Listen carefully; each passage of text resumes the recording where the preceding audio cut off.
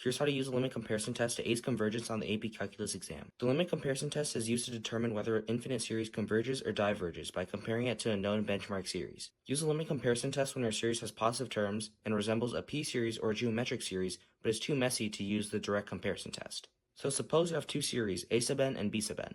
You want to compute the limit of a sub n over b sub n as n approaches infinity. So if L is greater than 0 but less than infinity, then we know that either both series converge or both series diverge. If L is equal to 0 and the series b sub n converges, then we know that the series a sub n will also converge. If L is equal to infinity and the series b sub n diverges, then we know that the series a sub n will also diverge. A strategy is to pick b sub n to be a simplified version of a sub n. Think of dominant behavior as n approaches infinity and remove lower degree terms. Try this example. Determine whether this series converges or diverges. We can immediately notice that the numerator has a degree of 2 while the denominator has a degree of 3. So based on this, it makes sense that we should compare our series to the series 1 over n. Now we can compute the limit of a sub n over b sub n as n approaches infinity. And finally, by dividing the numerator and the denominator by n to the power of 3, we can get that our limit is equal to 3. Also recognize that the series 1 over n diverges. This is because it's the harmonic series and will always diverge. So since we know that our limit of 3 is in between 0 and infinity, and we also know that the series 1 over n diverges, we can determine that our original series will also diverge by the limit comparison test.